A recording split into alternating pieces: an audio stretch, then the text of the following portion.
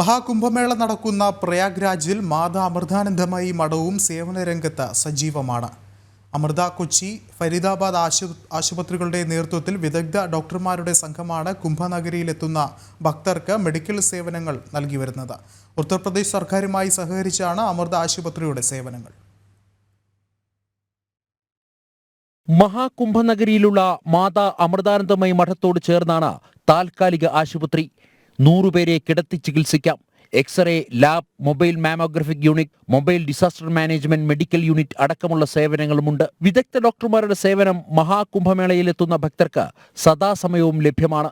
അമ്മ നമ്മളോട് നിർദ്ദേശിച്ചിരിക്കുന്നത് ഏറ്റവും വിദഗ്ധമായ സേവനം ഇവിടെ എത്തുന്നവർക്ക് കൊടുക്കണം എന്നാണ്. അതുകൊണ്ട് തന്നെ നമ്മൾ ഈ വിഭാഗത്തിൽ കാർഡിയോളജിസ്റ്റ് ഉണ്ട്, ഓർത്തോപീഡിഷ്യൻ ഉണ്ട്, സർജൻ ഉണ്ട്, അതേപോലെ തന്നെ സോണോളജിസ്റ്റ് ഉണ്ട്. അങ്ങനെ എല്ലാ വിഭാഗത്തിലുമുള്ള ഡോക്ടർമാരുടെ സേവനം നമ്മളിവിടെ ലഭ്യമാക്കിയിട്ടുണ്ട്.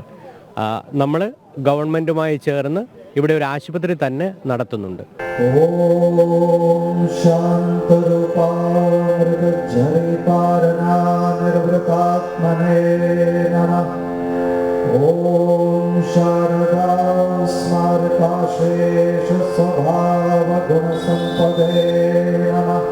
മാതാ അമൃതാനന്ദമയി മഠം കുംഭനഗരിയിൽ സെക്ടർ 6 തയ്യാറാക്കിയ താൽക്കാലിക ആശ്രമത്തിൽ ഭക്തർക്ക് സൗജന്യമായി ഭക്ഷണവും താമസവും അടക്കം ലഭ്യമാക്കുന്നു.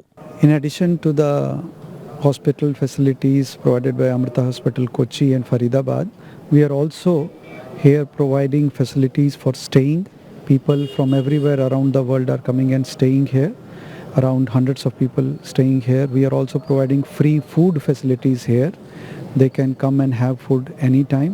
Apart from that, we have satsang, bhajan and all other services also going on parallel. കുംഭമേളയിലെത്തുന്ന തീർത്ഥാടകർക്ക് കാരുണ്യത്തിന്റെ അമൃതസ്പർശവുമായി മാതാ അമൃതാനന്ദമയി മഠവും അമൃത ആശുപത്രിയും കുംഭമേളയുടെ അവസാന നാൾ വരെ തുടരും. ജനം, പ്രയാഗ്രാജ്.